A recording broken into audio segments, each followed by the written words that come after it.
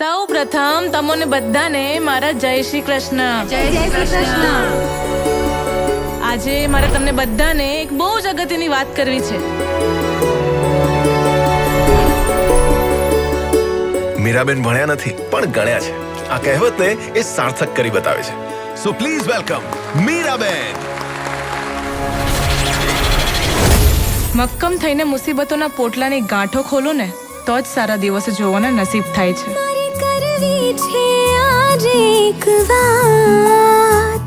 એક જિંદગી અને એક તું મારી વાલી. જીવશું, જીતશું, પણ કદી હાર નહીં માનીએ. મારો કાનુડો છે ને એ બધું જ જોઈ રહ્યો છે. અમારા લગ્ન બાદ એક પછી એક મુશ્કેલીઓ આવતી ગઈ, પણ હજી એક મોટી મુશ્કેલી આવવાની બાકી હતી. કીર્તિ નામ છે મારું. મારા રૂપિયા બચાવવાની કોઈની તાકાત નહીં. મીરાના છેલ્લા દિવસો જઈ રહ્યા છે. એ માં બનવાની છે. આવા સમયે તો દુશ્મન પણ મદદ કરે. અરે કાંઈ ન સાંભળવું તારું. આ બાયડીઓ ચોખા ચૂલા અને છોકરા સંભાળવા માટે છે. એમને વ્યવસાયની લતે ના લગાડ. મીરા બનવું છે તારે? જો જુઓ ત્યાં મીરા મીરા ને મીરાની જ વાતો.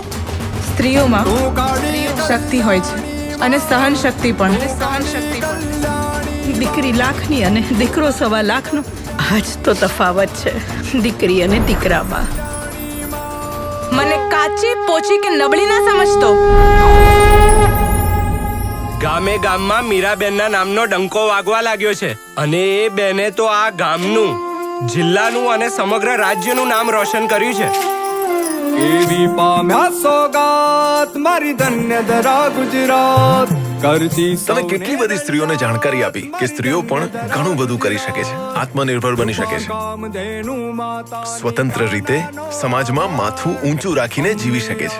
ગામડાઓ અને ડેરી ઉદ્યોગને એક જ સાથે એક જ મુકામ પર લાવવામાં તમારું અમૂલ્ય યોગદાન છે મીરાબેન. ગાય આપણા ભારતની સંસ્કૃતિ છે. તેમાં દેવી દેવતાઓ વસે છે. ગાય આપણી માતા છે. જય જય ગૌ માતા, જય જય ગરવી ગુજરાત. અમૃતધાર